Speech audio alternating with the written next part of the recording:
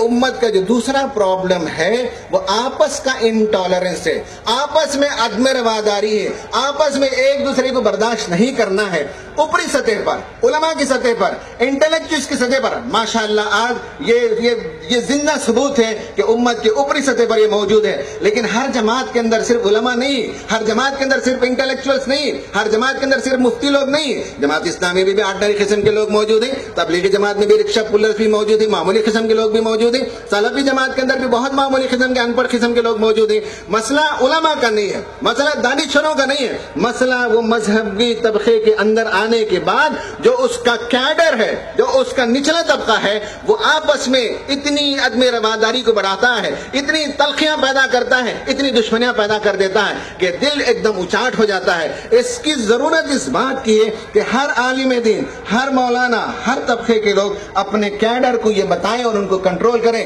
جماعت اسلامی کا کوئی فرد غلطی کرتا ہے تو میں اس کی ذمہ داری لیتا ہوں، اپنے نوجوانوں کو میں بتاؤں گا، میں سمجھاؤں گا کہ آپ اپنے مسلک کا پرچار کیجئے، لیکن کسی کے خلاف بولنے کی آپ کو اجازت نہیں ہے۔ میں ڈنکی کی چوٹ پر میرا کام بنتا ہے کہ میں ان کو روکوں۔ اسی طرح کسی اور مسلک، کسی اور طبقہ، کسی اور جماعت کے اندر اس طرح کے چھوٹے لوگ جو ان پڑھ بھی ہیں، ان میں سے جاہل بھی لوگ ہیں، بعض لوگ ٹائٹل کے نام سے لگتا ہے کہ مولوی، لیکن ان کی زبان جہالت کی زبان ہوتی ہے، ان کا انداز بیان جہالت کا ہوتا ہے، ان پر روک لگانا ہمارے ان بڑوں اور ہمارے ان بزرگوں سے میں عاجزانہ درخواست کرتا ہوں کہ اس پر نگاہ رکھیں۔ آپ اپنے مسلک کی جتنی تعریف کرنا چاہیں کریں، آپ اپنے مسلک کے دلائل میں قرآن و سنت سے جو کچھ لائیں وہ کریں، لیکن کسی کے خلاف کسی کو بولنے کی کوئی اجازت نہیں ہونی چاہیے، اس پر احتیاط کرنا چاہیے۔ ابھی محرم کا مہینہ چلا تو شیعہ لوگ دائرہ اسلام سے خارج ہیں، 40 پارے رکھتے ہیں، پتہ نہیں کیا ایک میسج آیا، میں نے فوراً جواب دیا، کہا کہ نفرت پھیلانے والے اس طرح کے جو میسیجز ہیں وہ فوراً بند ہونا چاہیے۔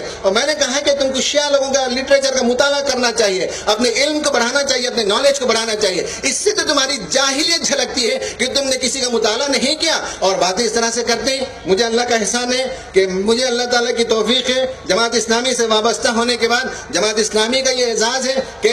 وسیع المشربی کا مزاج پیدا کیا جاتا ہے، مطالعے کے لیے جو ہے ہم دروازہ کھول دیے جاتے ہیں۔ میں نے شیعہ علماء کی کتابوں کو پڑھا ہے، تفصیل سے پڑھا ہے، میں نے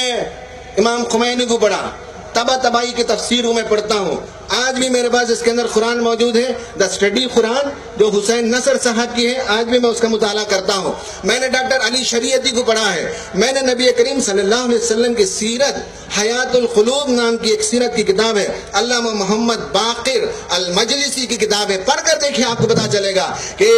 آپ جب پڑھیں گے تو آپ کو لگے گا کہ یہ علماء ہم سب کے علماء ہیں، یہ اسکالرز ہم سب کے اسکالرز ہیں، اور ایسی بہترین باتیں لکھتے ہیں کہ پڑھ کر جو ہے جی خوش ہو جاتا ہے۔ میں نے دیوبندی حضرات کی کتابوں کا مطالعہ کیا، اور میں نے قاری طیب صاحب رحمۃ اللہ علیہ کی 12 جلدوں میں خطبات حکیم الامت کے نام سے کتاب موجود ہے، میں نے وہ ساری کتابوں کا مطالعہ کیا۔ حکیم الامت کی ایک کتاب ہے اسلامی تہذیب و تمدن، جو بڑی پیچیدہ کتاب ہے، میں نے اس کا مطالعہ کیا۔ مولانا قاضی مجاہد الاسلام صاحب سے میری ملاقات ایک دو مرتبہ ہوئی، انہوں نے دیکھا کہ پڑھنے لکھنے کا ذوق ہے تو اتنی ساری کتابیں اٹھا کر انہوں نے بھیج دی اور کہا کہ اس کو پڑھو، اور جو فقہ اکیڈمی کے مجلات ہیں ان مجلات کو بھیجا، مختلف چیزوں کو پڑھنے کا موقع ملتا ہے۔ میں تصوف کی کتابیں میں نے پڑھی ہیں، اور یہ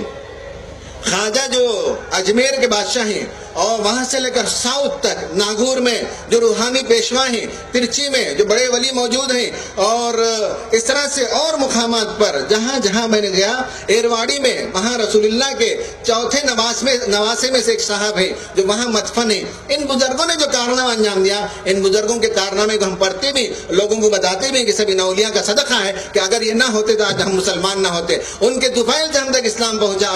آج ہم جو ہے مسلمان ہیں، یہاں ہزاروں برس سے ان لوگوں کا صدقہ ہے، اس کو ماننا پڑتا ہے۔ میں سلفیوں سے میرا بہت گہرا تعلق ہے، میں جامعہ دارالسلام عمر آباد میں سال میں 2-3 مرتبہ پروگرام کے لیے جاتا ہوں، میرے اساتذہ اہل حدیث اساتذہ رہے ہیں، اور میں ان سب کا مشکور ہوں کہ آج اگر انہوں نے بولنے کی صلاحیت دی، قرآن کا فہم عطا کیا، تو علماء کا صدقہ ہے، اس کے نتیجے میں آج ہم یہ کرتے ہیں۔ یہ جو وسیع المشربی ہے کہ ہر ایک عالم دین کی کتاب کو پڑھیے، ہر ایک مسلک کے لوگوں کو کتاب کو پڑھیے، ان میں سے ہیرے جواہرات کو نکالیے، اپنے گلے کا ہار بنائیے، زیور بنائیے، جس سے آپ کا کا حسن بڑھ جاتا ہے، جس سے آپ کی شوکت بڑھ جاتی ہے۔ اس کے بغیر اگر آدمی یہ سمجھتا ہے کہ میرے مسلک کے علاوہ کوئی اور مسلک نہیں، تو اس سے زیادہ تنگ نظر کوئی آدمی نہیں ہے۔ آج یہ بڑا پرابلم ہے واٹس ایپ آنے کے بعد، آج یہ بڑا پرابلم ہے سوشل میڈیا آنے کے بعد کہ ہم ایک دوسرے پر بڑی آسانی سے کیچڑ اچھالتے ہیں۔ میں اس موضوع پر بات کرنے کے لیے ڈرتا رہا، سوچتا رہا، لیکن مولانا کی گفتگو کے بعد مجھے ہمت ہوئی کہ ادب کے ساتھ، احترام کے ساتھ ہم یہ بات کر سکتے ہیں کہ آج ہماری یہ بڑی ذمہ داری ہے کہ امت میں اتحاد پیدا کریں،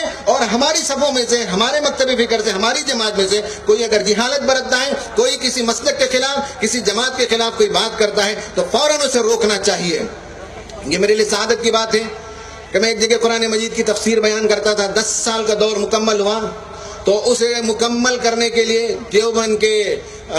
محتمم تشریف لائے تھے مولانا سالم قاسمی رحمۃ اللہ علیہ۔ مولانا سالم قاسمی صاحب جب آئے تو بہت سے لوگوں نے روکا کہ صاحب جماعت اسلامی کا لڑکا ہے اور اس کے قرآن کی تفسیر کی تکمیل میں آپ جاتے ہیں، تو انہوں نے لوگوں سے کہا کہ تم ٹیچر ہو کہ میں ٹیچر ہوں، میں نے تم کو سکھایا ہے کہ دین، یا تم مجھے دین سکھاؤ گے؟ ڈانٹا ان لوگوں کو۔ اس کے بعد انہوں نے جو تقریر کی وانی امباڑی میں ہمارے اس درس قرآن کی تکمیل میں نے معوذتین ان کے لیے رکھ دیے تھے، 2 سورتوں کی تفسیر بیان کرنے کے بعد انہوں نے کہا کہ جماعت اسلامی سے علم اختلاف ہو سکتا ہے، اور وہ علماء کا کام ہے، تم جیسے عام لوگوں کا کام نہیں ہے، اور علم اختلاف امت کے باعث رحمت ہے، ہم کو سوچنا چاہیے، ملنا چاہیے، ڈسکس کرنا چاہیے، ڈیلیبریشن کرنا چاہیے۔ یہ علماء کا کام ہے، عوام کا کام نہیں ہے۔ تمہارا کام یہ ہے کہ یہ جو مسلک جو دیے گئے ہیں وہ صرف تمہارے عمل کی سہولت کے لیے، وہ تمہاری تبلیغ کے لیے اور پرچار کے لیے نہیں ہے۔ یہ جملہ انہوں نے کہا ہے، یہ جو مسلک ہے یہ تبلیغ اور پرچار کے لیے نہیں ہے، تمہاری سہولت کے لیے۔ علماء نے راستہ نکال کے دیا، نماز ایسے پڑھو، روزہ ایسا رکھو، تم کو یہ سمجھ میں آتا ہے تو یہ کرو، وہ سمجھ میں آتا ہے تو وہ کرو۔ تو مولانا نے یہ کہا، اپنے لوگ وہاں بہت بڑی تعداد میں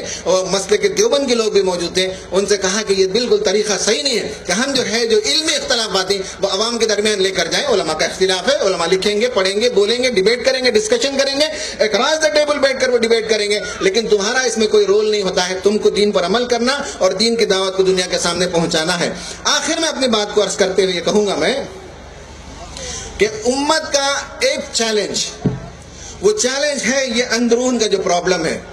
اس پرابلم کا جو سلوشن ہے، جو انٹالرنس کا، عدم رواداری کا، مسلکی اختلافات کو حد سے زیادہ بڑھاوا دینے کا، اور میں 100 بار آپ کو یقین دلا کے کہتا ہوں یہ جہلا کام کرتے ہیں، یہ علماء نہیں کرتے۔ جو لوگ عالم ہیں، جو لوگ سمجھدار لوگ ہیں، جو دانشور ہیں، وہ تو ہم مشربی ہیں، سب کو گلے لگاتے ہیں، سب سے پیار کرتے ہیں، سب سے ملتے ہیں، لیکن جن کا علم کوتا ہے، جن کی نگاہ چھوٹی ہے، اور جو جاہل ہوتے ہیں وہ ان چیزوں میں پڑھتے ہیں۔ میں بار بار اس بات کو انڈر لائن کروں گا، اور آپ میری بات کو انڈر لائن کر کے رکھیے کہ علماء میں سے میرے سب علماء سے تعلقات ہیں، دیوبندی علماء سے بھی، اہل حدیث علماء سے بھی، شیعہ دوستوں سے بھی میرے بہترین تعلقات ہیں، اور شیعہ ائمہ جو ہمارے ائمہ ہیں، ایسی بہترین دعاؤں کی کتابیں میرے پاس میسر ہیں جو میری زندگی کا بڑا سرمایہ ہے۔ دعائے ابو حمزہ سمالی میں یہ پڑھتا ہوں، اور زبور آل محمد میرے پاس یہ کتاب موجود ہے، میں بڑے اہتمام کے ساتھ اس کتاب کو پڑھتا ہوں۔ ایسی بہت سی شاندار چیزیں ہیں۔ لوگ محروم ہوتے ہیں مسلک کی عینک چڑھا کر، مسلک کی تعصب چڑھا کر۔ کیا امام زین العابدین رحمۃ اللہ علیہ